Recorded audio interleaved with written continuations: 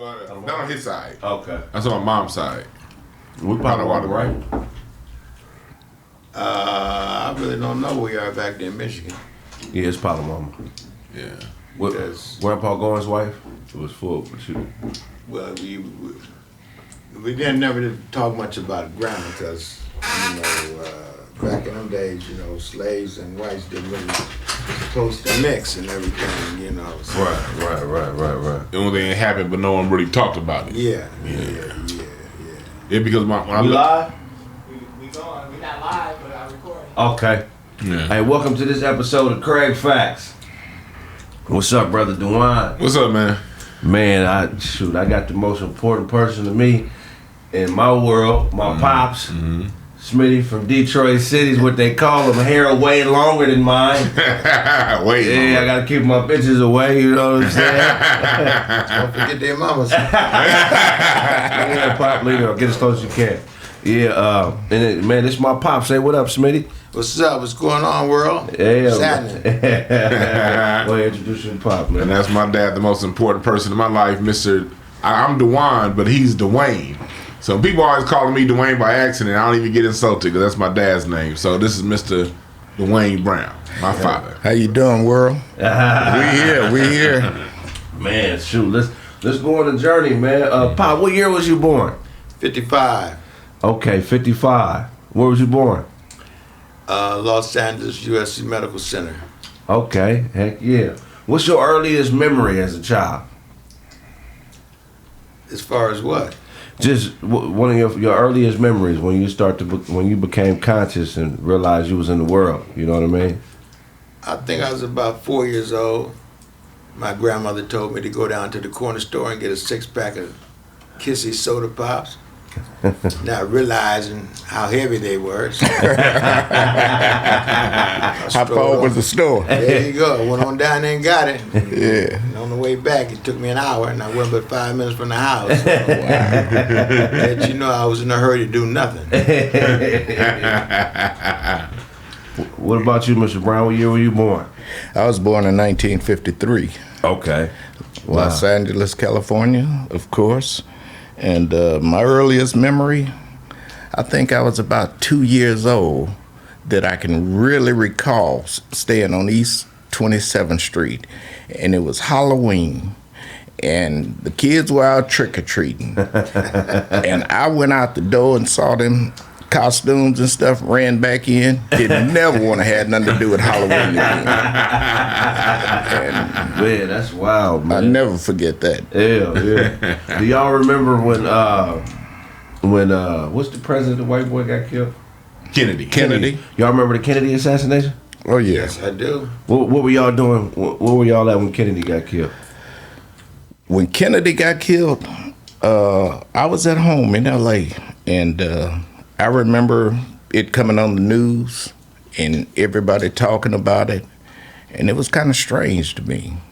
See, they shoot and assassinate white folks. I couldn't believe it. And the president, too? Yeah, because he was the man for everybody at that particular time. I think so. I think so. He was there for the blacks, the whites, the Mexicans, the Jews, the Asians, anybody, you know what I'm saying? The Kennedys were good people. I just saw the president before he was killed over at the on Wilshire. He just left Pacific Ocean Park there, which is called POP. Now it's Santa Monica Pier. Yeah. And me and my mother and my grandmother and brothers and sisters come from the park. So there was a bunch of folks outside. So my mother said, pulled up and said, what's going on? I said, the president's up there. So we all got out the car and we thought we was looking at the president, but it's the top of the building, a bunch of folks hanging over, so we just waving and acting the fool, That was the experience with him. And then I met Robert Kennedy when I lived in Detroit in '67. On his campaign, he came right a block from the house, and a bunch of us from the neighborhood went over there to meet him. And sticking our hands out to shake his hand and everything, and I grabbed his hand and I wouldn't let go, and he took my hand and snatched it from under here. Cut me all up and everything. Oh, we got a lawsuit, man. Yeah, man. Larry Parker, where you at, man?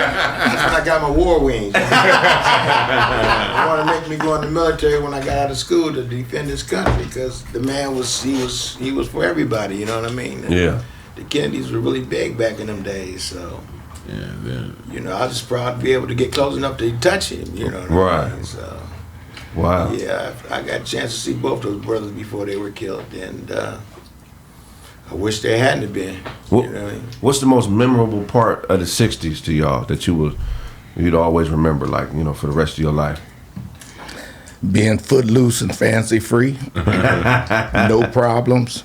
Go from L.A. to Watts to Compton, anywhere you want to go. No problem. And if it was a problem somewhere, all you did was square it off. Made the best man win. Right.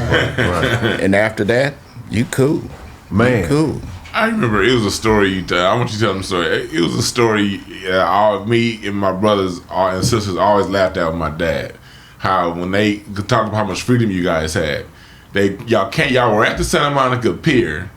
Y'all got home, and since y'all got there late, y'all ended up walking to Compton. Wait, no, we did have a Santa Monica Pier, POP story. Right. We had one of those. That was when we got dropped off there. We stayed too late. Bus stopped running at like 11 o'clock at night. What year we talking? That was probably 68. And so we had to walk home from POP. Oh, he has to go to the bathroom. Oh, really? Okay. I got it. I got it, brother.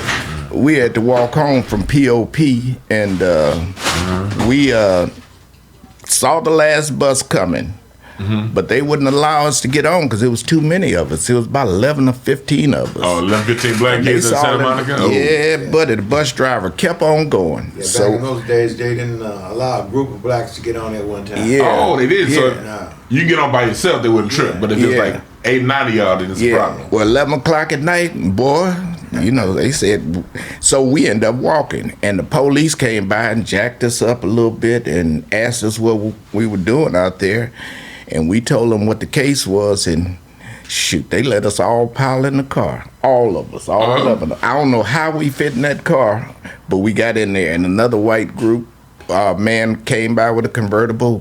We jumped on the back of his and rode. They rode us to about almost to the 405 freeway because that was the end of his jurisdiction. And from there, we just had to foot it all the way home.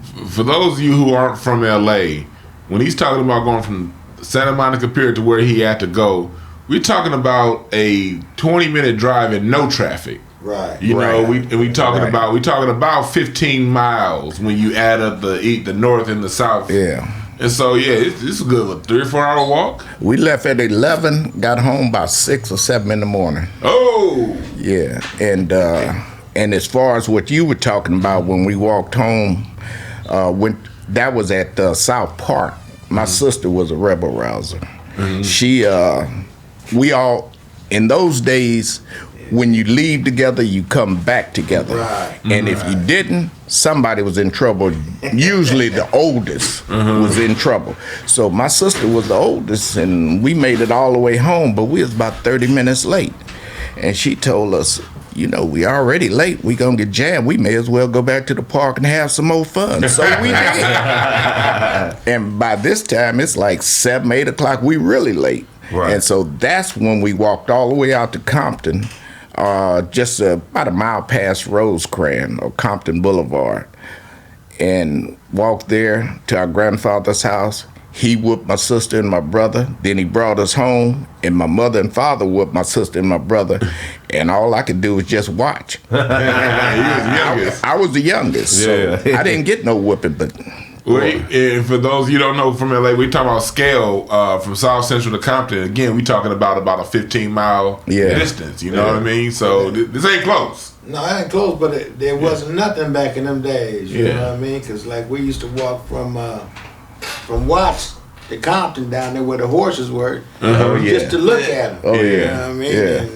Down on Greenleaf over there. No, down there on Rosecrans, just before you get ready to get on the freeway, Elf Big Stables. Oh yes.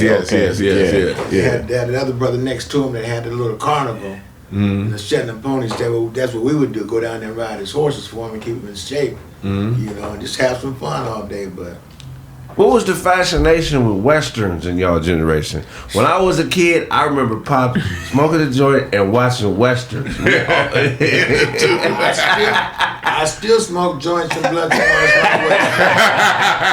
ain't gonna stop because I done got old. Hey, you get on a horse, you can get on down the road. And back in them days when I grew up, we had horses up the street, down the street, around the corner. So it wasn't nothing. Sometimes we'd ride the horses to the party. Wow. People don't realize Compton had horses. Still does have horses. Yeah. But when we lived in Pasadena, Altadena, that's when we had our horses. Oh, yeah, the horses up there too. Yeah, and we would ride everywhere up there because that was the thing to do back in them days. A lot of dudes would get horses just to say they had one and didn't really know how to take care of them, but feeding the dog food. Found out later the horse was taking him home and he's drunk and he can't go nowhere. Back on the horse, Well, tell the story about how Uncle Roz would get drunk and the horse would take him to the house. Quiet, Mark. My brother, he loved horses so much that he had this little Arabian mare, and every time he'd get fired up, he didn't care because he'd fall asleep on the horse. And then when he wake up, he's at the barn door, and the horse want to go in, and he don't realize how long he done been there. But he been out riding and drinking. Him and his boy drinking that Bacardi. Yeah. And that Bacardi wasn't no joke on the trails at night. Once it got cold and you got a little warm, you was going to sleep. So. Was this he was in Pasadena? Yeah. Okay. The horse, that's a cold story right there. Wow. The horse take him home. Take him home. All the brothers that the horses had back in those days, that horses would take you home. Because if you go to a certain way so many times, the horse knows that we're going to go this way, and at a certain time we'll come back going back this way.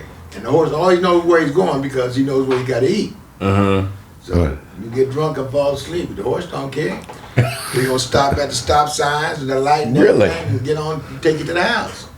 Well, for me, with the fascination with the guns and the cowboys, I used to always wonder, growing up in that day, you wanted gun and cowboy because of the tough guy situation. Right. But I used to always wonder, why does these cowboys riding around past this same rock like they're going in circles?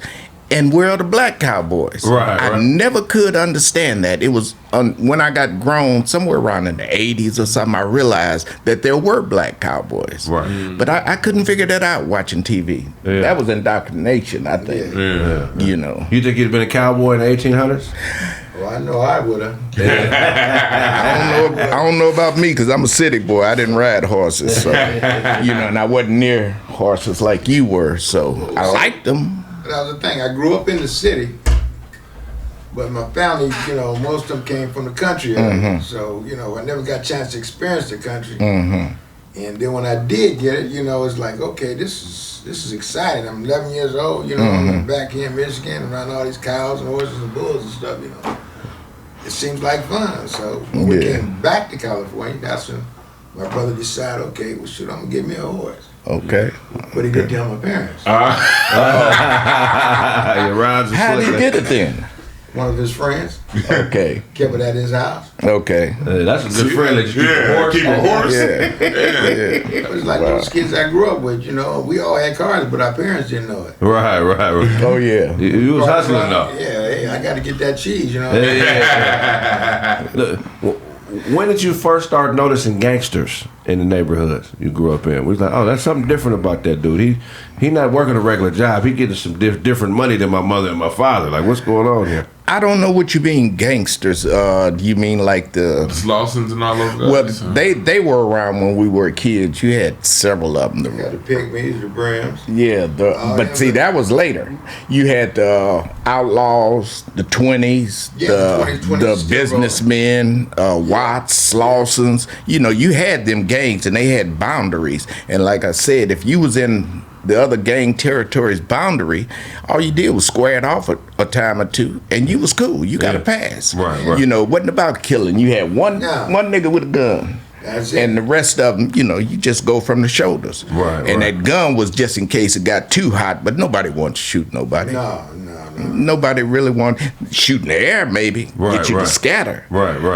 But that's when the gangs had respect. If you could square off and hold your own, all right, you got a pass. Right. And it was nothing like it was in about 71, 72, Yeah, when these forms of gangs started. Yeah. I can remember Reese High School. It was a bad boy school on 67th and Main, and between Main and Broadway. My brother went there. That's where I learned to swim, as a matter of fact. But I didn't go there. Right. But anyway, going up to that school when they changed the name to Bethune Junior High School, Right. that's when I realized the gangs were getting started, because I'd heard about them, but I was out of school by then. Right. And I'd heard about them, but didn't, really know about them. And one day I went up there to Bethune, because we used to hang around there as well as where I grew up. And I got jacked by about 11 dudes. And that's when I realized the gangs were gangs. Right. But at that time, no problem. I did the best I could. Right. Nobody got hurt, no harm, no foul. But then later on is when the gangs started really springing up and taking over and stuff. It was wild then. But Yeah. Well, I mean, back then, it's like I say, it was, the gangs were fine because they weren't, if they were dealing in drugs or whatever it was within their circle. Right. Okay. Right. But then when the Crips came out, they decided that, okay, if I'm gonna send a crew over here to work, then this is my territory. Yeah. Okay. But when they realized that they didn't want certain people in their gangs, that's when they started telling everybody, well, you can't roll here, you gotta go with this set over here. Mm. And if this set is doing that, this is what you got to do. Okay. If you don't do it, then it's time for you to either get out the gang or you're gonna, die. Yeah. So, that's what was going on. And then when the PCP came in, Oh, it went crazy. that's when it destroyed the ghetto. It went crazy. PCP did it. PCP did it. And right there Up on and down. Right. Alameda, cops, I later heard, left the lock off a train, the caboose or one of the cargo trains, and people I knew went over there and got guns up the yin yang. Yeah. Off that train. So that was a straight setup. Yeah. That was a straight setup. And it was when they got the guns that everything just went berserk. Yeah. And that was, I would say, the mid-'70s, early '70s. Mid-'70s when you just start seeing crazy guns on the street. Just crazy guns on the street. Before we get all the way to the 70s, were y'all around for the Watts riots? Oh, yeah. Yeah. I happened to leave. Detroit riot. I was on my way to Dallas, Texas. I left with my next door neighbor. They took us to Houston. Houston, and we caught the Greyhound bus from Houston to Dallas the same night the riot broke out. So I wasn't here. You was living in the Nickerson Gardens when that happened, or you? No, I was living in Pasadena. But my auntie and my uncle owned a service station and a restaurant right there on 98th and Compton. Right. But my grandmother was running a restaurant from my auntie at that particular time. Talking about the burger stand. Yeah, so we moved from Pasadena to Watts right after the riot. Okay. And then, like I say, right in that particular area, right there in Compton, from 103rd all the way back up, was just tore up from Oh, yeah. the brothers tearing up their own neighborhood, and which at that particular time you could understand why, because the white man was trying to suppress us in a certain area, tell us we can't do this and we can't go out of this area. If we do this, is what's going to happen to you. Because back in those days, LA wasn't bad, but it was set up in a way to where mostly all the whites lived below Slauson. Right. And if you went below Slauson, then that's when you had to put your guards up, and handle your business, because you had to fight the whites to get downtown, and you had to fight them to get back, whether you was on the bus or in the car or not. You talking about like the Southgate area? No, I'm talking about over by the mall off of Slauson. Okay. Slauson Mall. All through that area was nothing but white. Right. Oh, in Culver City? Yeah. No, downtown, right through the Slauson Mall is. The train tracks are going to run straight through From the east side to the west side. Okay. Yeah. Right in that area there, that's where all the whites were. Well, actually, I grew up just north of Slauson on 58th. Okay. And it was like Linwood, on the other side of Alameda, that area. Well, you going. Or if you went west past Western. Yeah, you're going back that way, then you're going back towards like you say, Alameda and all those particular areas there. Mm-hmm. But that particular area right there in Slauson and the Slauson area and Maine, Broadway and all that. No, that's where I grew up. Because that was whites when you passed Slauson. No, I grew up past Slauson. I know what you're saying. But they had white flight at that time because my father, after that 2-year old incident, he bought the house that same month on 58 and Broadway. He still lives there today. Oh, okay. Yeah. I remember you told me he bought it from a white doctor or something like that. That he bought was it from a white flight. So you're right in that sense, but they was getting out. But the whites back then. Back then. 40s and 50s. Back then. Yeah. And then when the blacks came in, they only let them be in Watts. Yeah. Okay. You're right. Where was Grandpa Bill's brother living? He was living in Watts. What area was he in? Right there on 98th and Compton. Okay. Yeah. Okay. Yeah, And definitely. then my other uncle owned the cleaning store, the cleaners right there on, was at Firestone and just past the railroad tracks. Alameda, Yeah. Santa Fe. Yeah, because during that era, we had Central, the Dunbar Hotel. Yeah. Central was so we had that corridor like you're saying from Broadway or actually Maine. Yeah. To that's Compton where the clubs were. Boulevard. That's where the Yeah, clubs. exactly. That's where the black And the clubs whites were like Broadway, right at the freeway going west. Yeah. To the right. And so my father bought right in that corridor at Broadway because we thought we was pissing in high cotton. Yeah.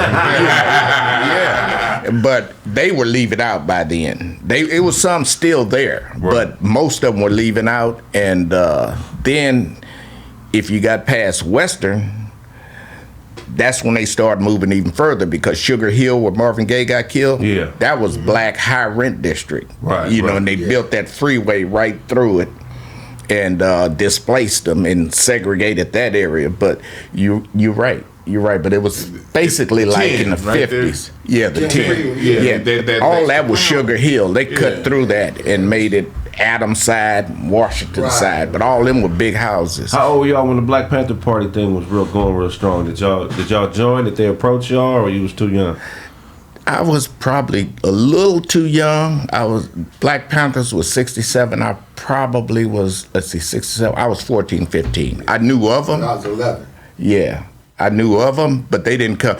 The thing that I got approached by was the Muslims, because they were brought up on 56 in Broadway, and I lived on 58 in Broadway. Right. So Yeah, the Nation of Islam. yeah, the Nation of Islam, and when the riot happened and they shot up that temple, they gave us a tour through the temple, and from that point I said, shoot, I don't know if I want to join this if they do it. Man, them bullets they shot up so much, they shot from the front, but it went through every wall in the building. The front wall, the next wall, the next wall. Yeah. They tore that place up. Well, that's when those APs came out. See? Yeah. Armored Pills and Rounds. Okay. I didn't know the name of them. Yeah, those APs came out, and that's they. Remember, they was testing them on the blacks. They tested them on the mobs for sure. You know what I'm saying? That's why the Detroit riot was the way that it went, because they was using those, what they called them was dum-dums. They was shooting them but the blacks. You know? Shooting them up here, and the whole spine, the whole leg is gone. Yeah. You know what I mean? So, Imari, turn it down. Turn the sound down. so that's when, they that's why they did what they did in Detroit, and right there, and when the Watts rioters, because that they was beating up that boy, and his mother didn't like it. Right. Yeah, and then they killed Deadweiler while he was taking his pregnant wife to the hospital. Yeah. They killed him. That's what broke that out. But like I said, I was leaving the same day it started. Yeah. And they killed Deadweiler like a couple of days before, and anger was building up. Right there in And Manchester. yeah. What was the feeling in the country at that time when like Malcolm got killed, Martin got killed? Did y'all think it was the government, or like what was the consensus feeling about those two murders back then? Oh, we knew it was the government. We knew it was the government. We knew, and just like the Panthers, you asked about the Panthers. During that time, everybody was almost together. You know, we used to walk around and say, "Hey, what's up, blood? What's up, cuz?" Bro, what's going And on, bro, man? you know, that was a term of endearment. You're my blood brother, or you're my cousin, or something. And all of a sudden, that slang got twisted into the two gangs. You know, but at that time, we were close. We were close, black people, black Yeah, folks. we were. We were very close, and what was James Brown was singing "Black and I'm Proud" and Say it loud. You know? yeah, and all that other stuff. We were almost there, so we knew it was a ploy to divide us, Right. and it worked. They killed the leaders and stuff like that, and then all of a sudden they implanted spies within the organizations and stuff, and nobody knew who it was. You know, you had them FBI informants in there. We can't forget about the CIA now. Yeah. You know what I mean, they played a big role in putting all that shit in the ghetto, you know. Oh yeah, them guns and them crack. Cause see, Everything. when I was out there, you could only get maybe a quarter of an ounce or something of cocaine or any of those hard drugs. You wasn't getting no kilo or that stuff. Right. You know, one man had a kilo and he distributed to lieutenants. Right. And the lieutenants would break it down to the captains and all that. Then all of a sudden, when the gangs got a hold of them guns that we talked about, all of a sudden, people that was younger than me were coming up with kilos. Now, where they get the money? Right. Where they get the money to get kilos Because of back then, a cocaine kilo and stuff? was way more than it is. That was probably like 50 grand back then. I don't know what the price was because I was It wasn't nowhere that near it. expensive. It wasn't that expensive. No, it wasn't that expensive, but I don't know where it was, the price. Well, the prices was normal for everybody, but once it got to the mainstream, everybody, because what they did is what, when they sent the drugs in the neighborhood, they didn't send it in with the dudes. They sent it in with the women. What they did is they got the women hooked. Right. Okay, so if you wanted to be with that fine chick, you know, and this is what she was doing, and you went out there and got whatever she wanted. Right, right. So everybody started doing that, so that means, you know, there's more drugs coming in. Right, right, right, Now, right. the brothers in the penitentiary were telling the brothers that was getting out to stop hustling the bras, stop doing all this stuff. Right. And the ones that didn't do it, you know, they're no longer with us. Right, right. You know what I mean? You talking about the BGF from behind the walls? Man, I'm not mentioning no names. Oh, okay. What I'm talking about.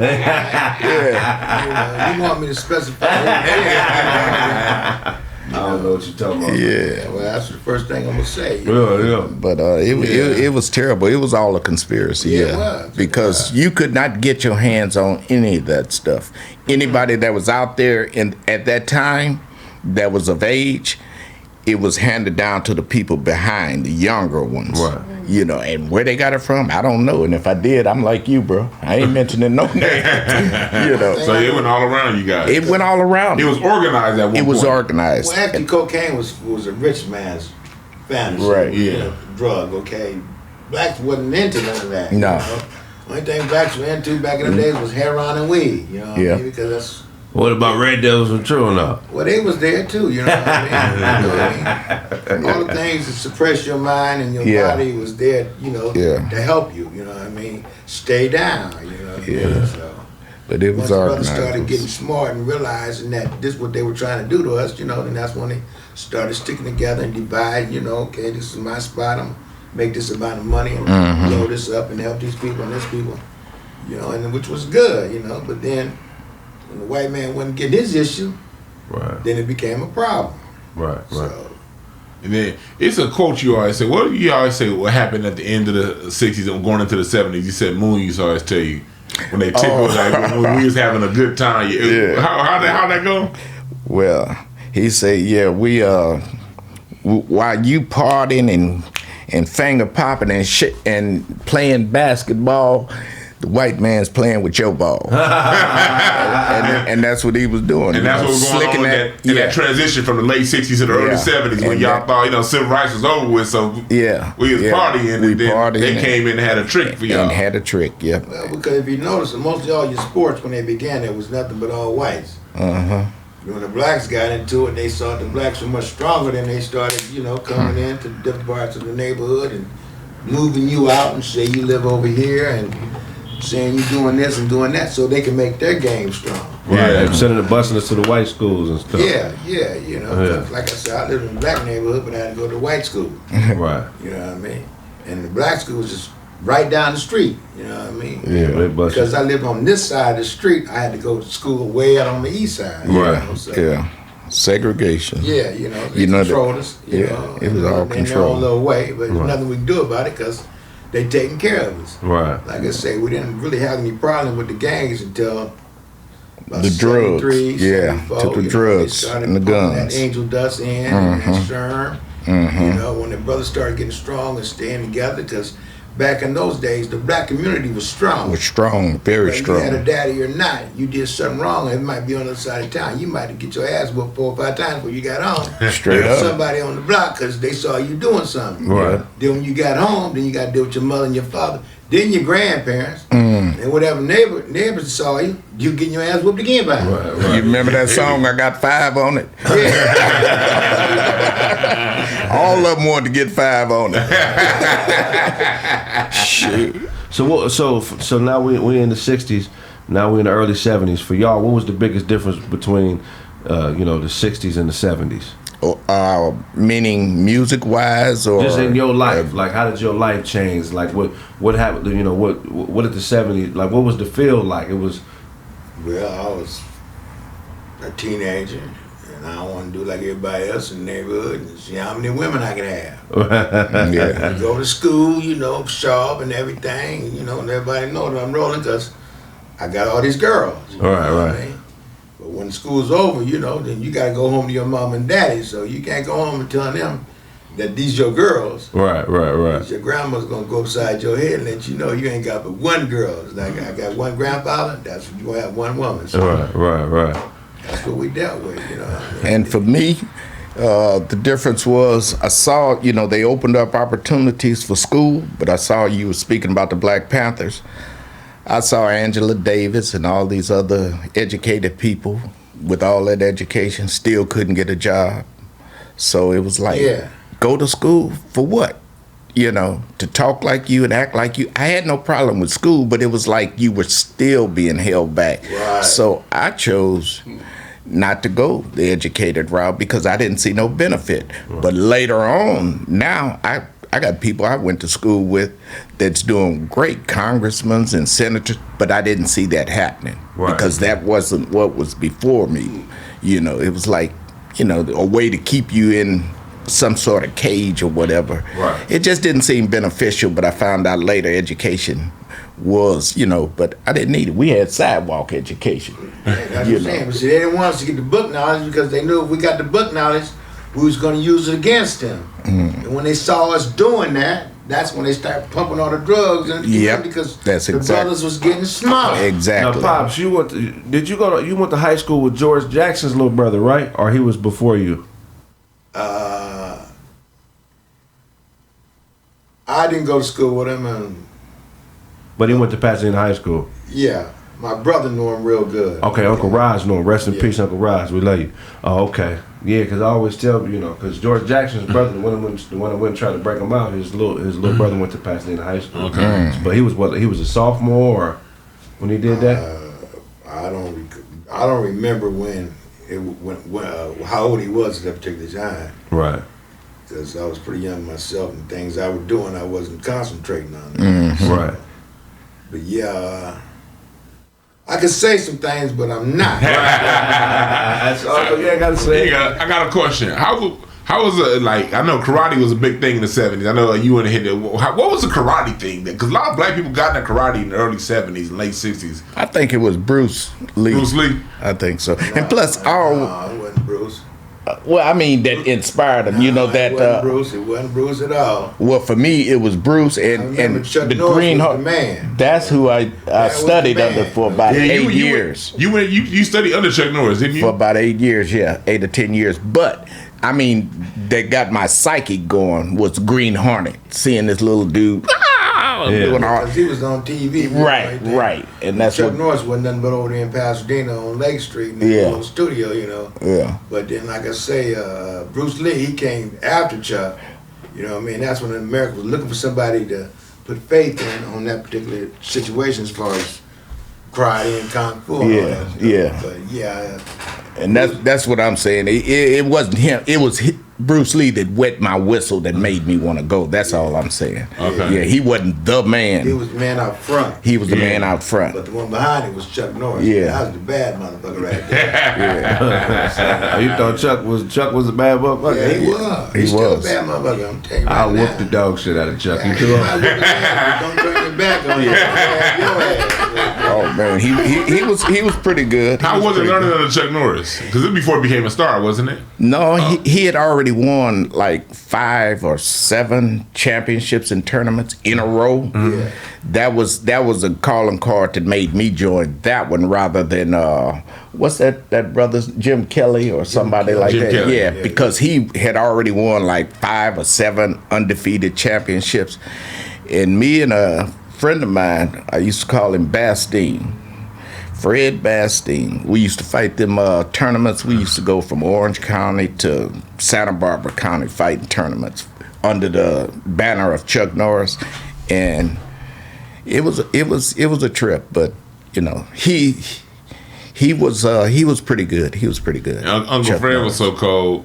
He once parked the bus to whoop somebody's ass that messed something. What do you? A Mexican woman girl. And she threw something at him while he driving the bus. She got off and threw a can and hit him upside the head. He put the bus in park, jumped off and ran her down and busted her up and lost her job. Matter of fact, when we used to do them tournaments, we were like blue and green belts. We hadn't made it to black yet.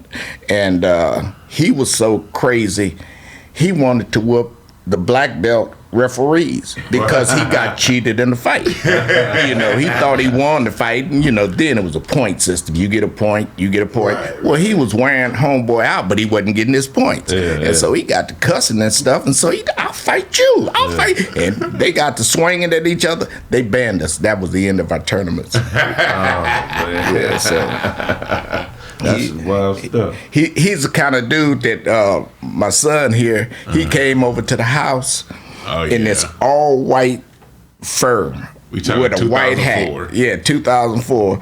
And they fell out. They laughed, took pictures, and sent it all over wherever they do with those doggone the internet. And he said, yeah, I know you young niggas is laughing at me, but I told you, dog, as soon as first chance I get, I'm going to get me a white suit like Joe Namath. And he said, I know it ain't real fur, but it's all I could afford. Yeah. He said, I never said it. He said it's rabbit, but hey, it's still a fur. Yeah, he said he was going to get it way back in, when was that, 69? He said name it. I remember he said after Joe he saw Joe Namath. win the Super Bowl. I'll never forget that day because that was the same day Roy Jones got knocked out by Antonio Tarver. Remember that day? And the Lakers wanted to beat up it's all. He came over in that big old white fur. I've been saying I'm gonna get this since '72. He got it. I can understand about him is, you know,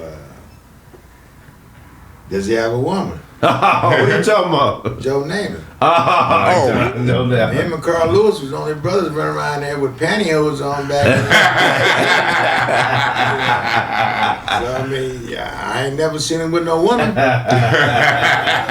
a Viagra commercial. Yeah, You know, yeah, I mean, yeah, you know, I mean, Namath was a good guy, but I mean, I ain't never seen him with a woman. Yeah.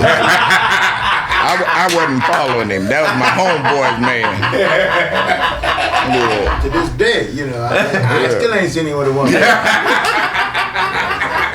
He had pantyhose. Yeah, but who they for? Him?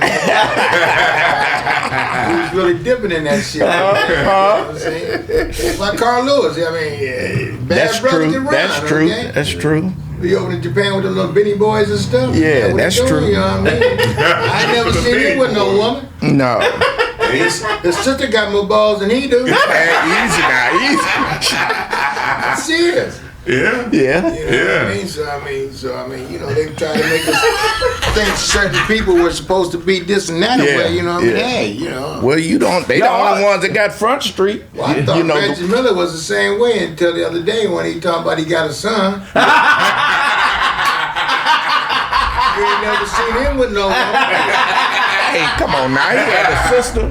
Said what? His sister. Sister got more balls than he. Both of them. Shit. Well, all the sisters do. You know, as I was concerned, and then I heard him on an interview and somebody asked him about some kids. He said, yeah, my son and I didn't even know he liked women. Yeah. I mean, you know. That's funny. But it was cool coming up during that era. It was cool. Y'all had really good music back then. You know, Very good. Very good. So in the 70s, you guys coming out of the 60s, you in your 20s, figuring out what life is about, and then talk to us about the 80s when that crack hit and how that even did that even make it even worse when you get go ahead. Before we go that far, Go ahead. well, let's talk about when they graduated high school. Okay, yeah. So, what was the shock like between, going from being a teenage man to an adult? Do you think y'all was prepared correctly, or like how was that transition into adulthood, at 18, 19, 20? Like did life shock you? What did you do to No, because in that particular time, and you're a kid coming up, your parents taught you to be a man. Mm-hmm. Okay, this is what a man do. He pay bills, he take care of his family, and all these things. It wasn't about, you sit on the couch and watch what I do. Right. Yeah. You was gone, you had to be the head of the house, so your daddy say, boy, take care of the house. Yeah. I do it and you do it. If you didn't do it, you got your ass kicked when you got home. Yep. Okay, it was a respect thing. Now the kids don't respect their parents because why? The parents weren't there to teach them how to give respect to adults. Right. And they didn't way give them boundaries. No. Like you say, parents told you do this, do that, and when I get home, you did it. You had to do, even though you waited to 10 minutes before you look at your clock. Oh, they'll be here in 10 minutes. You do it like that, but you did it. It was these done. these kids nowadays, you don't give them nothing to do. You used to really hustle because my grandfather. You used to go with him to sell them chickens, didn't you? Yeah. He used to hustle on the side, so that's where I picked that up from, hustling. And he'd be up with, a lot of celebrities selling to him, of course. Yeah. And so I learned to hustle like that from him. But He used to be in that King Cole house, back in the day, selling them chickens. yeah, Oh, wow. riding on the Saint Bernard dogs and stuff. Man. Yeah, but it was, you got taught to hustle. You got taught to hustle. And when you hustled, you didn't have to have an ass pocket full of money like you do now to pay rent. You can get a nice place for what, $165 a month, or Depends on where $90. Depends on the neighborhood. So you could. Anywhere from $50, $20, $10 a week or a month or whatever. So you could Depends survive.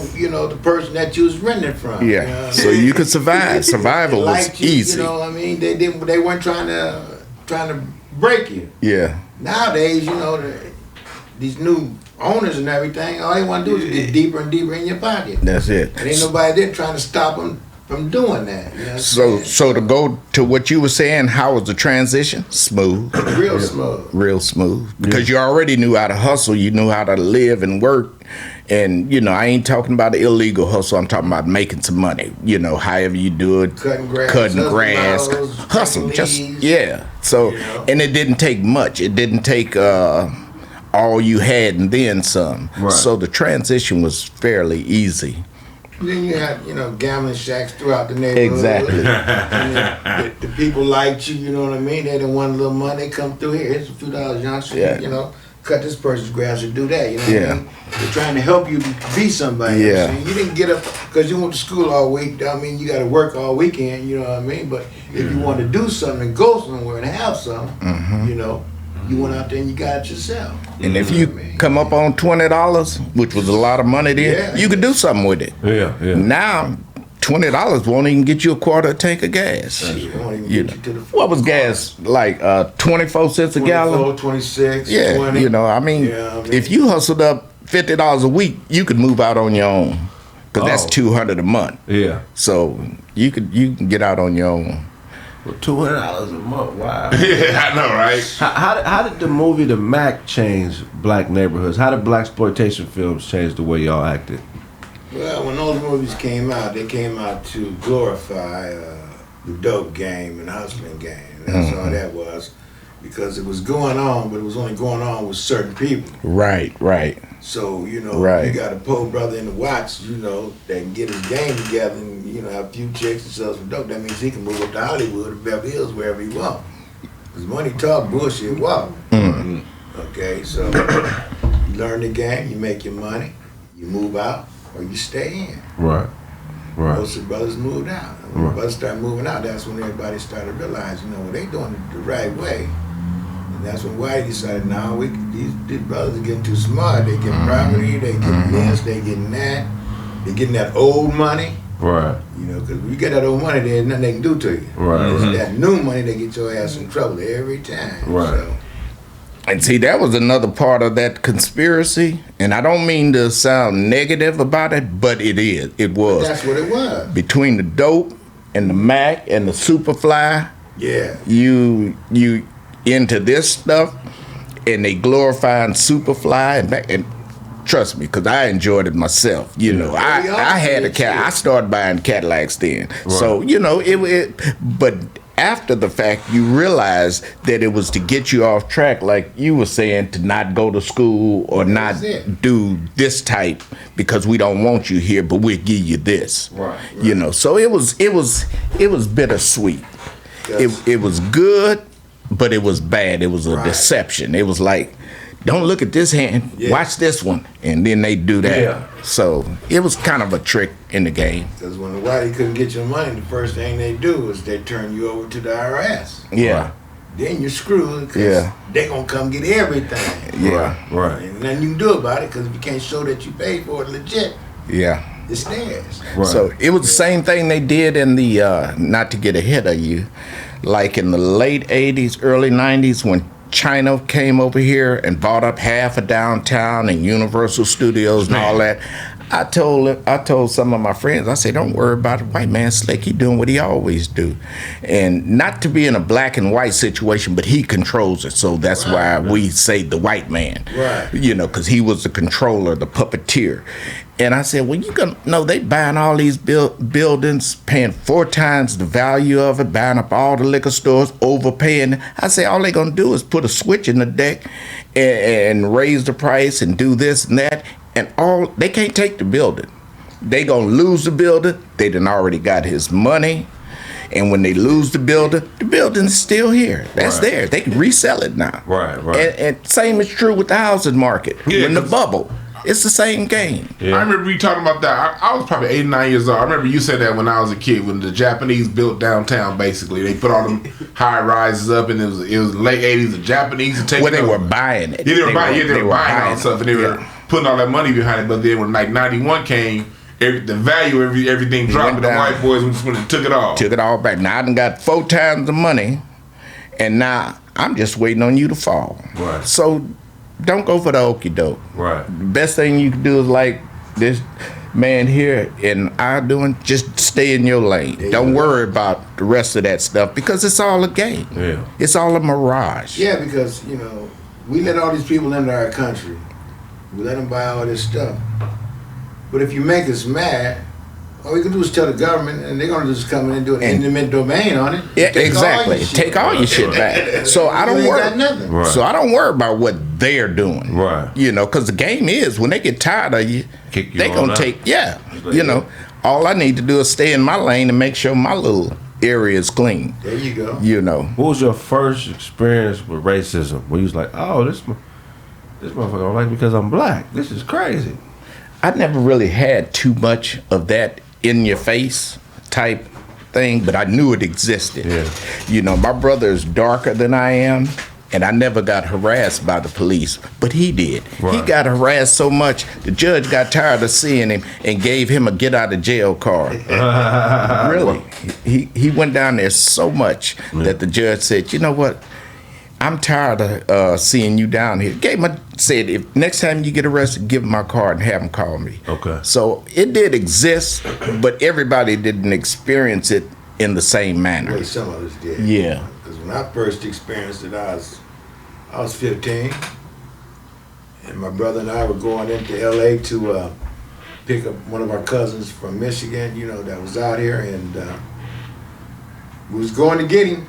It was downtown L.A., I think around 34th Street, and gray car pulls up behind me and my brother, and just those lights on us. We pull over, you know, I got a toothpick in my mouth, you know, I'm just chilling. The white dude come up to the side of the car.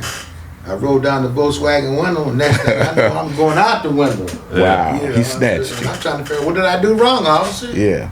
Well, you smoking weed. Well, officer, there ain't no weed smell in the car, and I don't smoke. My brother don't smoke. So when he searched the car, my mother had used my brother's car, but she forgot to take the grapes out of the bag. So he pulled out a bag of grapes and said, "This is weed." Oh wow. Grapes? Yeah. And I mean, they put us through a 50-50 that wasn't really necessary. I mean, had us on the ground. I mean, sprayed and handcuffed. We're trying to tell him, you know, we don't do those kind of things, you know. We're just here to help a family member out. But that white cop was determined, nah, you niggas are smoking weed. Y'all doing this, y'all doing that. You know, the car you in is stolen from Mexico. Wait a minute, he just bought this car a week ago. How can it be stolen? Right. Had you wondered? Yeah, we bought it from Phoenix Chevrolet. What the hell is going on here? But it was a crapshoot, you know. It happened, but it didn't always. It was a crapshoot, you know. It was by chance, you know. And like speaking of Chuck Norris, the only time I really got harassed leaving the martial arts practice, going down Wilshire, the police pull us over, and they look at me, and they jacked me out the car. It was 4 of us in the car, and they took me to jail. Oh wow. They told me, he said, "You look like somebody that just robbed something." And I'm looking, I got red hair. I said, "Wait a minute. Ain't too many of me in this city. How am I going to look like somebody?" They took me down, and once I got down, they, one cop went to the restroom, then he came out and he said, "Okay, you can go." And I said, "Well, why you bring me down here?" He said, "My partner had to take a dump." So No. Sit down anymore. Sorry about that. he said my partner here had to take a dump, and the only way he can come into the station if he was to bring somebody. I said, "Really? All these McDonald's and stuff around here?" He said, "That's the way it is." I said, "Well, you gonna take me back to where you picked me up?" They said, "No, you on your own." Yeah. Fortunately, my partner followed us down there, and I got in the car and we went home. So yeah, that was one racism. Back in those days, you know, if you pissed a cop off, you know, and you was a gang member, they pick your ass up, take you over to where you ain't supposed to be. Yeah. And tell you, you can get home now. I don't care how you get to the house, but you get out of my car. Yeah. Now you got to go that way to get to where you need to go, and a lot of people didn't make it home. Yeah. Especially if it was over in Linwood. Living in your area, you crossed them tracks into Linwood. Them white boys over there didn't like, you know. Oh, they was fighting. They was putting in work, huh? Yeah. Well, Linwood was where they took the white folks, the rich white women. You know, they got 502s and got in trouble. They put them in Linwood because they weren't sending any blacks there. Right. All the blacks was going to down there by the 710 freeway. Jordan? No, the women's prison was on the left. Oh, yeah. Oh, you talking about Sybil Brand? Yeah, Sybil Brand. Sybil and the county Brand. jails is right around the corner from there. So that's where all the blacks and everybody else was going, you know what I mean? Right. But then, like, you know, let's say, like, you know, the Kardashians and all them, they get to go to Linwood. But it was an interesting time. It was bittersweet, It was. and it was interesting. More quiet. For me, it was a good time. What year y'all graduate high school? 71. 73. Oh wow. Yeah. So did you went straight to the workforce or the military or? Working. Okay. Working. Yeah. I didn't go to the military.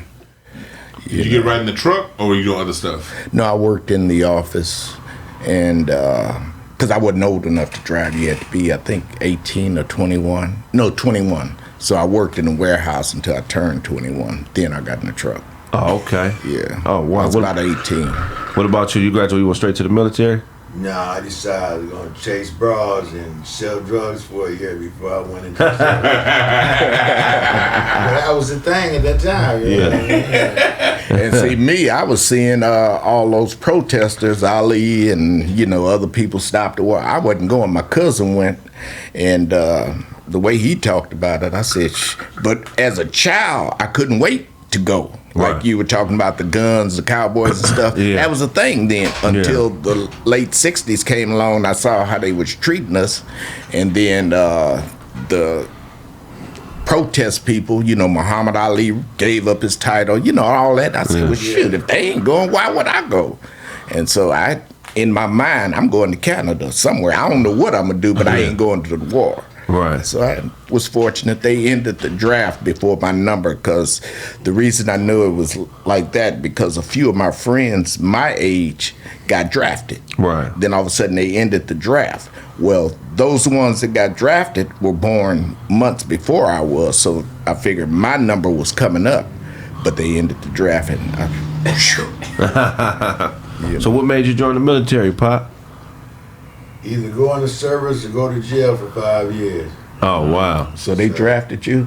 No, I joined quick. Okay. You know. Oh, because of a Yeah. case or something? Yeah. Okay, You know, okay. They couldn't.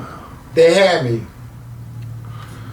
but they didn't have me. Right, right. Because when they came to get me, it was a rookie cop. Yeah. He was by himself. You coming down in the ghetto and into the projects. Uh-huh. You know, try to make a name. So we gonna get him because he got a crew and he got all the Yeah, dope. We yeah. know. So when he came And so rather than fight it, Well, you yeah. took the, that they was was gonna smart. kill him, see, and like I told my homies, I said, look, just leave the situation alone. I can handle this, okay? Mm-hmm. So the white boy gave me a break. He said, okay, you gave me my life, so I'm not gonna bust you, but I'm letting you know right now, I will be back. Mm-hmm. So I joined the next day, Okay, smart move. and like I say, I had to go to the, to the war zone and stuff.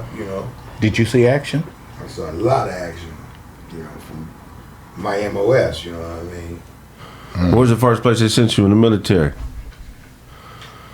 I was sent to Europe, and then from there we did certain maneuvers, as I can call it. Right. Other than that, it's none of your business. Right. Well, you worked in weapons. I just put it like that. Talk about your time playing baseball in Germany, man, for the military. I had a ball. I'm gonna tell you, I didn't do anything. I had about 6 months left to go, and before I get out, because I got sick. The hepatitis over there was real bad, and was in town, drank some water, and it got me. But anyway, I decided, well, best thing for me to do is see if I can play some ball. The guy I was with over here in the States, I played with him, I was good, but like I told him, I got 6 months to go. I want to get the hell up out of here. Okay. So I went up to the Air Force and tried out for the team. Well, I just ran, and the first time I went down and came back, the coach gave me the slip and said, you're on the team. Right. How many years were you in the military? 6. Oh, you did 6. Okay. So I just went ahead and stayed over there, played baseball, and chased women, and women chased me, and that was it. That was my job. Get up at 11 o'clock, go have breakfast, and then from there I train for an hour during the week, and then on weekends we go travel to different places and in the world for the military to play. Right. My man, consistency. Oh, yeah. Chasing women from the beginning to the end. I ain't had no kids. He said that. That's what I did. When I got to Europe, I didn't bring none of y'all over here, and I ain't bringing none of y'all back. You don't get me beat up by my grandmother. Yeah. Consistency, boy. I was I was young, full of a whole lot of things. One thing about it, I liked sports, and it got me over it, but I wasn't bringing none of them home with me. No.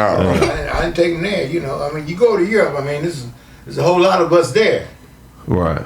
You don't realize it, but there's a whole lot of us in Europe. Right. But it's like the first time they gave me a leave to go in town. A bunch of us going to the old side of Germany, because they party over there. We get down there, we got about 20 kids following us. It's starting to get dark, you know what I mean? And we're trying to figure out why these kids following us, because all of a sudden it's getting dark. And the German guy comes up to us and says, hey, look here, it's almost dark, so you guys better go in the house, because you guys are getting ready to grow some tails. Oh, they thought. All black people grew tails after they got dark. That's what they thought. Yeah. Wow.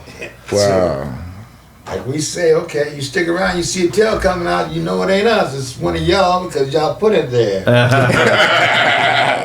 Wow, that's some heavy stuff It right is. there, man. Oh, it's crazy over there. You'd be surprised. Like over there, you don't. This guy dropped some money on the ground, right? Okay. So this other guy went over to pick it up. And this old lady in this window over there said, don't touch that money. You say, why he left? He said, no, that's that guy's money. You pick that money up, you going to jail. Oh, wow. Dude thought the old lady was driving. Sometimes put that money up, put it in his pocket. Before he can get in there, good, here come police out. Right. Wow. About 6 or 7 Volkswagens with German Shepherd dogs in them. Oh, yeah. Wow. They didn't play. Wow. Put the money back, but they took bro to jail. Oh, wow. You know, like they didn't play over there with you, period. You know. Right. They say, you know, if you're in trouble and they say police eyes coming, that means leave. These 2 stupid brothers over there, they ain't fighting. One of them get his ass kicked, so he decided he gonna pull a knife out. So by the time he get the knife out and his arm in the air, the police killed him. Oh, wow. Over there. Over there, right there in front of everybody. So they were shooting black folks They didn't give all a over shit. the world. All the police says, okay, we know you're in the military, so this is what's gonna happen. They gonna send your mama, your daddy $20,000, and that'll be it. Wow. Man, that's wild stuff. Yeah, but that's what you have to live with. I mean, nothing you can do, you know what I'm saying? Like I say, prostitution legal in Europe. Right. Come back to the base and you got a disease, you going to jail for a long time. Oh, wow. Because they already told you where to go get laid. Right. Oh, they got a clean pussy section, y'all. They call crazy sexes. And they're all over Europe. Yeah. They're from 1 story to 10 to 20 stories high. Yeah. And on each floor is women. Right. Wow. You know, you come back, because the government gonna tell you, you know, this is where you go. We want you to have your fun. Right. Just don't bring the diseases back. Wow. How much was a prostitute back in them days? You get some good pussy for about how much back in the $20? In the 70s? Well, that's 50 marks. That's what it was. Whatever 50 marks was on the market could be $20, $10, $100. Depends on what the money is. Right. The money rate is at that particular time. Right. That's one scene I didn't touch. So you're in the workforce. You get the trucking job, man. What was that like? How was that transition getting into a career? What did that do for you? Did that kind of revitalize you and make you feel like, hey, I'm doing something? Or what was your experience getting into that trucking career? I didn't like the idea of being locked in a room, in an office or in a warehouse. Yeah. It's freedom for me. Right. So I went all the way from up north. And just like him now, he jumped in the car and drove to Texas just for the hell of it, for the weekend, and came back. Right. So driving has never been a problem for me. But, when I was in school, I could do well. But after a couple of hours, my mind is outside. Yeah. Right. I'm locked up. I couldn't stand being locked up. Yeah, So definitely. it did that for me, freedom. How did the workforce change for y'all? And because from my experience driving trucks, it's a predominantly Spanish. Every job I had, it would be maybe 3-4 black drivers, 100 Spanish drivers, maybe 10 white. Mm-hmm. Was the workforce like that in the 70s? Or No. No. Either you were black or you were white. Yeah, and in the 70s when I started, it was predominantly black.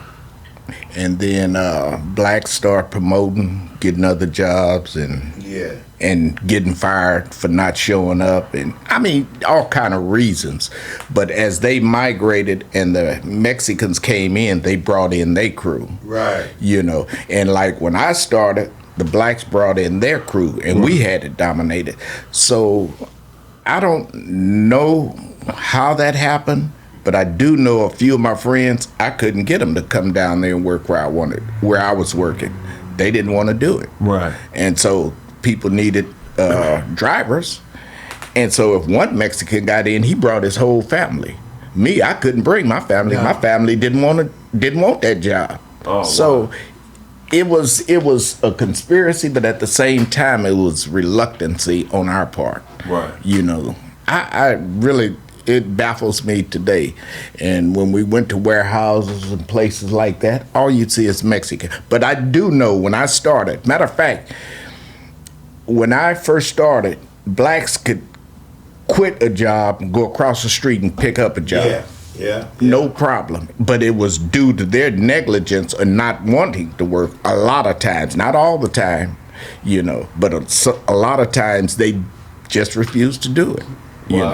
and they just, was hustling or whatever. Right. Well, they also was backstabbing the brothers too, you know what I mean? The Mexicans, the Filipinos, the Koreans, and all of them, they, like I say, when they got into positions where they could work with us and everything, like I said, Then they stabbed start us in the back. Yeah. You know what I'm Yeah, saying? that was They going on. quickly to run in the office and tell on you. Yeah. But they ain't gonna tell on what the fuck they doing. Yeah, Okay? that too. That too, yeah. So ain't nothing changed, in other words. No, it was a combination of Yeah. all kind of things. Yeah. But I worked with somewhere else, they were cool. Yeah. Some I can't work with. I never worked with them. I only had Mexicans I and work with all of blacks. them. You work with the government, you work with them all. Okay. The government blends them all in. Okay. because They done brought them all from their own country. Yeah. And bring them over here, and tell them they can be this and that. Then when they get here, they think they're better than you. Definitely. And that's where the problem come in. You understand? So, like I say, I ain't got no problem with you, but, you snitch on me on the job,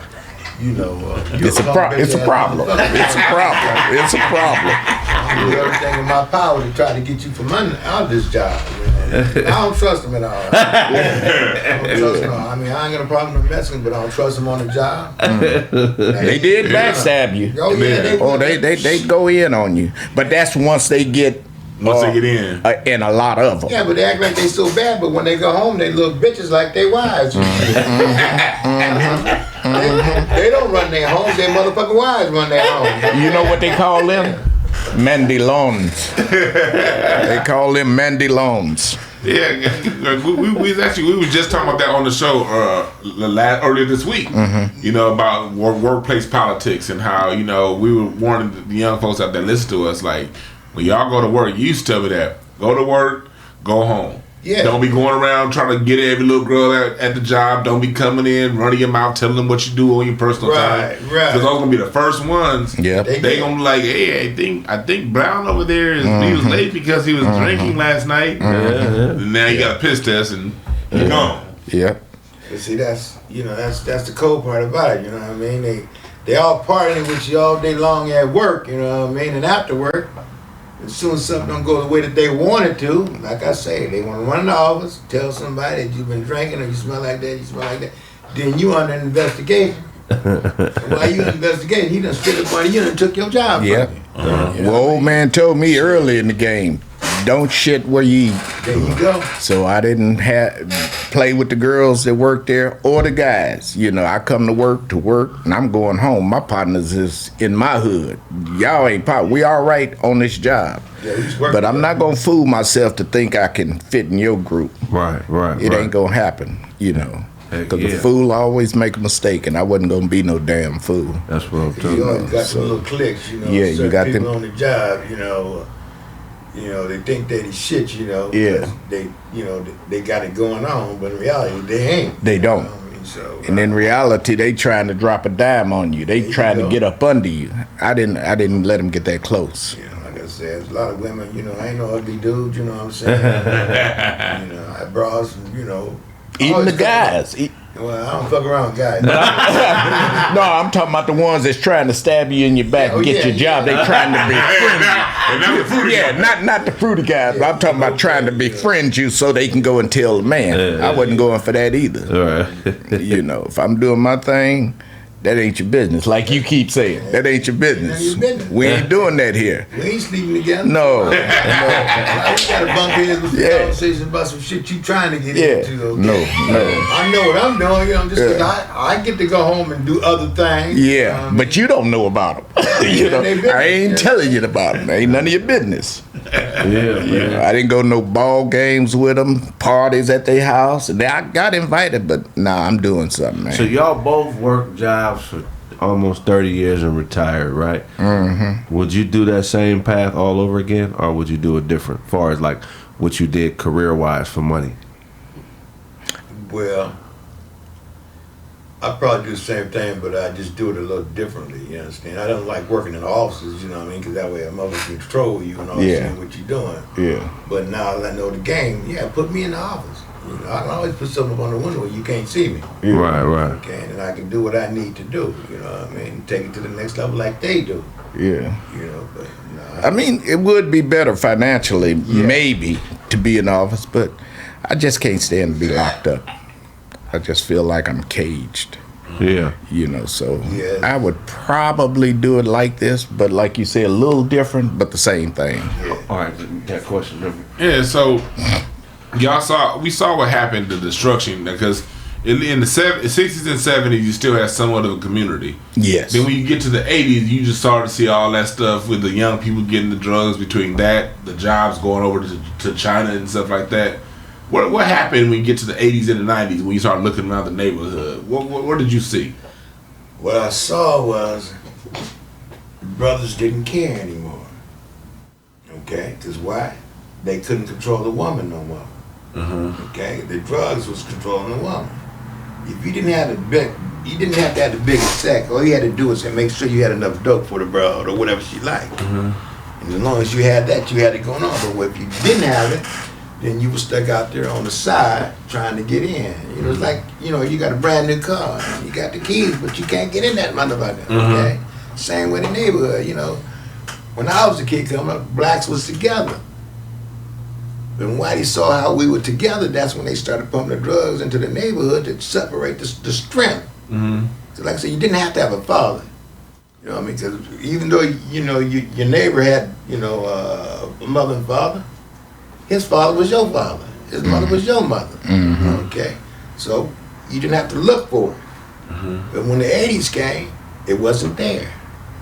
Why? Because the parents weren't taught how to take care of their kids so they can go to the next level. They were taught, hey, do this drug and you feel good and fuck them kids. You get the food stamps and all that shit. Hey, Food stamps and all that, yeah, you know, fill the house up with food and get the fuck out. Have babies and get some more welfare. You know, all black kids knew how to cook. Okay? Wasn't sitting at home waiting on mom and dad to cook for you. Okay? So, you know what I'm saying? You know, when they put a stick in between the families, that's when. And they did it subtly, you know, because welfare started that I know of in the 60s. And like that Claudine movie. You couldn't have no man in the house if you was on welfare. Right. You know. So they did it subtly, but it was still going on. And then the 70s, the dope, the drugs, that was another notch. Then another notch. And then all of a sudden the family, like you say, started disintegrating. Well, all that was a ploy, like a 20-year plot to get to there. Real slow. They don't stab you across the face. Yeah. Because you didn't even looked up and didn't know what happened. Because in reality, welfare wasn't nothing but for the blacks. Okay? But when they realized that they had just as many poor white folks, well, it's with the white folks on it. Then when the Hispanics saw what was going on, well, shit, we can get on this now. We can still bring our folks from down south, you know, without them knowing. With the little money we can feed the whole house and the part of the village back home. You know what I mean? You know, that's when the shit started getting fucked up. You know what I mean? And then them women, they start, you know, well, this is my house, you can get out. And there's that wedge in between the man. Right. In the beginning, the woman was bringing the man in the side door or whatever. You know, and he was doing his thing, hustling or whatever to put on the table. And it was cool. But during the late 70s or something, all of a sudden, I don't need you. I don't need no man. I got this. I got that. Feminism stuff started kicking in. And then all of a sudden. Welfare was taken care of. It was real good. Yeah, I mean, all of us. You getting $100 or $200 per child. And you got 5 or 6 of them. You know, you making more than the food that went out on an 8-hour job. Did, right. You know what I'm saying? You getting the money right here. And then you getting the food stamps. Yeah. Then they giving you a place to stay. Now, why wouldn't you keep being lazy? Yeah. You know what I mean? So, and then you get to the point to where you say, well, shoot, I don't need him. Right. You know, I got this here. Yeah. And next thing you know, that wedge you talking about. Back in this, like I say, in the 60s and 70s, you know, you couldn't have no man in your house. You couldn't have no man clothes in your house. No, you couldn't have man clothes. No. That's some They were going to the closet. Yeah, they were going to the social closet. worker came to your house. Yeah. They're gonna look through your house and through your closets and everything. And if they saw a man's furniture and they just clothes, they just cut your ass off right then and there. Right then and there. But they would still, the women still respected the men back then, but that wasn't good enough. Right. Then once them drugs, they start feeding them drugs to the women and the men, now all of a sudden, I don't need this character. Right. You know, so that was another niche. to draw a wedge, and it just got out of hand. And then it got to the point to where everybody was just partying and stuff and sleeping, and they was getting their balls played with. Back in the 60s and 70s, most people I know, they didn't get up till after 12, 1 o'clock in the afternoon. Off the drugs. I've been out all night long. What the hell I need to be up in the daytime? Yeah. All the fun is at night. That's what, That's crazy that you say that, because but Pops, I know he was up 3:30, 4 in the morning every morning. First person up in the house. I know the responsible Pop. Yeah. He made everything go in my house. Yeah. You know what I'm saying? It's weird to hear that. You Yeah, know? Well, see, he wasn't bullshitted, but a lot of the others were. Yeah. And that's where the problem came in. He wasn't bullshitted by all that. This was going on. He knew it, but he did his thing the way it was supposed to be done. And But those that don't know much, beat a lot of odds. My priority was my family. exactly. Okay, so I mean, I Exactly. had to make sure that they had a roof over their head, Exactly. food in their belly, and clothes on their back. You understand what I'm saying? Regardless to what I had to do to get it, Yeah, they didn't have to worry about it. yeah. Or know about it. No. Like you keep saying, none of your business. That's why I think that's why hip hop didn't resonate with me early at first. Because I didn't have that my daddy wasn't there story. Yeah, my pops yeah. was there strong, nigga. Yeah. In the trenches, man. That's a good point, because like hip hop didn't resonate to me till later on. I just remember listening to his music, Lionel Richie, and listening to Smokey Robinson and all that stuff, and that's what related to me, because as a kid growing up, he was always up, and when we was getting ready for school, he was already out the door going to work. My dad was gone by the time I got That's the way we was raised. That's what we saw as we were coming up as kids. Whether it was your father, your grandpa, or your grandmother, whether if they was cleaning the houses or buses or working in a hotel as a waiter or whatever, you know what I'm saying? They weren't at home laying on their ass. Yeah. So, like I said, me, my grandparents and my mother didn't And make see- me stay at home. It was those that were, what would you say, 10 years younger than you that got fooled. Your generation, my generation up, we knew what the game was. It was those ones that, and see, the music had a lot to do with it. Right. Message in our music. You were talking to me last week about that, how the music was about love and respect and honor and that type stuff. Do your thing, but there's love, respect in it. Then all of a Need some sudden the water? 70s came along with the water. and they changed the music. changed the See, music kind of guided. I don't know if art imitates life or life imitates art. I don't know, but you could look at your music bars and tell your generation and the way the people are. Right. His generation with that 60s stuff, my generations, you had respect, love, and honor. Right. Then the 70s music came along, you had that freedom, Right. And then the They 80s got music. about them bitches and hoes. Yeah. That's when the music changed. And that's when the people changed. That's when the guys changed. You told me a long time ago, because like my grandfather, I love my grandfather. He turned 98 years old tomorrow. Yeah. And he raised my dad. And my dad, my grandfather cussed you out. Like I was the fat motherfucker since I was 3. Yeah. You know what I mean? He's fluffy. Not his eye. He would be on. You know what I mean? He was real rough. And then I remember one time my mom asked, like, "Dang, how did you know what to do with Raised by a Person?" But you said you listened to Smokey and different artists, and they kind of gave you some sort of. And then between, of course, Uncle Doug, but you would in the music. What you didn't know, you could pick up in the music. Right. Yeah. Well, you gotta understand one thing. The 50s, all the music back, say from the 70s back, it was all about love and understanding and raising your family. Yeah. Okay? Yeah. Being a Together family, with being together. Now this music, like I say, you can't blame the kids. You got to blame the kids' mama and their daddy because they didn't teach them the right way, about respecting women, okay? I can't stand it when I see somebody call a woman a bitch. Yeah. She ain't no dog. He wants some pussy, what is he gonna do? He gonna go all 4 legs and try to get that motherfucker, okay? Yeah. But why she gotta be a bitch? Why can't she be your baby, your lover, your honey? And in that case, if she was, it was when you was mad. Right. It wasn't just That's the something. time you said it. Yeah. Only time, and most times you said it when you brother. Yeah. I'll be calling bitches to their face. I ain't no. Man. But now, You wasn't raised that way.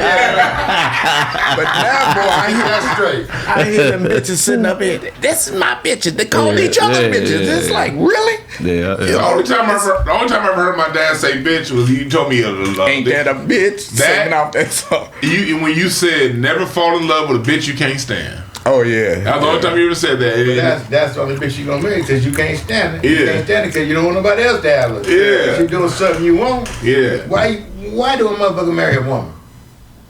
Because that pussy fit. Pussy fit. You don't want nobody else to have it. Right. Whether it fit or not. I mean, she's saying something to make this motherfucker be on his job. But you take that away from him, what's gonna happen? He ain't shit. Yeah. Yeah. Well, the way I saw him at the time when I met his mama, I had him out there. I had plenty of them. But Well, that's what he was doing at the time. yeah. They didn't only have one woman, he was a pony, wasn't he? Hey, matter of fact, your mama told you, Mighty Po Dog ain't got but one bone. You better have another hole in case this one here close up. You know, If but you hear the rat piss on carpet, you know you the only one that ain't getting it, okay? Why? But through That's that funny. music and through conversation of elderly, that's another thing youngsters don't do. They don't want to listen to nobody. You try and get some of these youngsters some game, they ain't trying to hear you.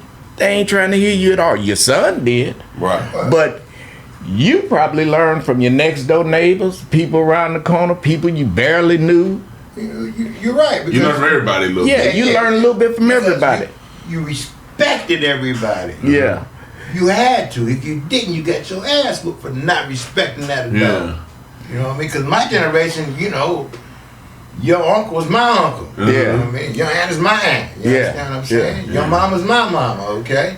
So I'm not gonna call her no bitch, no hoe, that ignorant ass motherfucker. How you doing, Mr. So-and-so? How you Yeah. doing, Mr. So-and-so? Yeah. You know what I mean? Yeah. It's a respect thing. And see, at that time when I had it going on, it was time to evaluate. You got it. You got it going on. This one here, as long as I'm looking good and got the nails, and this one here, as long as you riding good and you looking good, talking about me. One was focused on herself, another's focused on me, and another's focused on something else. But his mama, she was focused on us, me.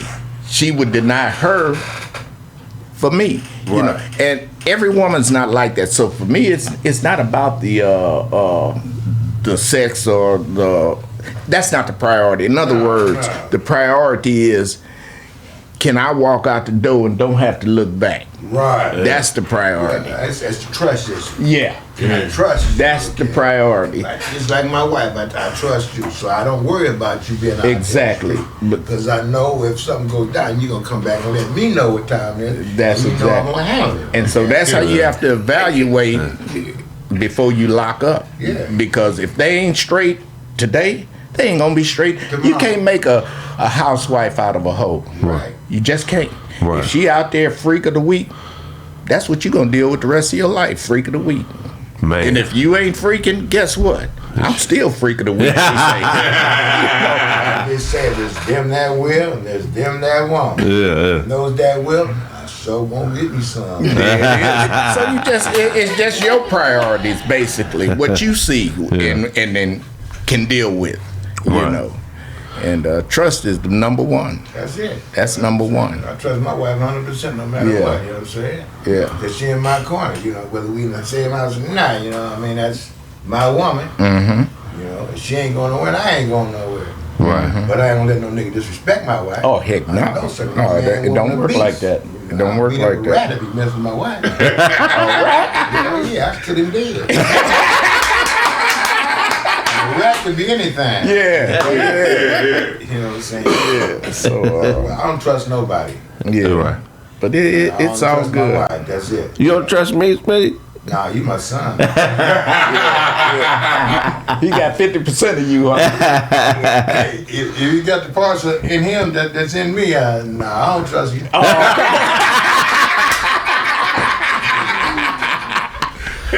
You know what? That's a good thing. I used to say that about a thief. Yeah. A thief always thinks somebody else is gonna steal. Right. Because that's what he would do. Right. If you running around here, I don't trust. You might. That's because that's what you would do. Right. See, but if you got honesty and integrity and stuff like that, you don't go around looking at everybody as dishonest and with no integrity. I mean, you pick up on it if it's there, but that's not your focus. I don't trust this. He ain't did nothing for you not to trust him. Right. You project a lot of times. A lot of times what we project on others is what's in ourselves, like you just said there about your son. Y'all remember when the state of California closed down all the mental institutions and put everybody on the street? That was a big problem. When did that happen? Reagan. 1980, 83. Reagan. Well, I ain't gonna say it was him. It's his, Well, it was on his watch. it was his He wife. was the governor. Oh, his wife, yeah, okay, Nancy. okay, Reagan, Nancy. Reagan might have been the president. Yeah. But his wife okay. was running everything. Okay. You're right. You're By the right. stars, You're okay? right. You're right. I forgot about that. You're right. Reagan You're right. was just there. His wife Yeah. ran the show. Yeah. okay? She planted them seeds, and it was never the same after that. Cause she when she told her husband, to take all of the beer machines out of the barracks, cause Oh, you should be beer machines in the bear. oh yeah, go in the barracks, the machine of soda Wow. pops and the machine of beer. You know what I'm saying? Oh wow, I didn't know that. Military allows you to have 2 drinks a day while you working. Oh, wow. Well, not while you work, but while you at lunch. Yeah, Right. Okay? I didn't know that. When she went to rehab, that fucked everything up.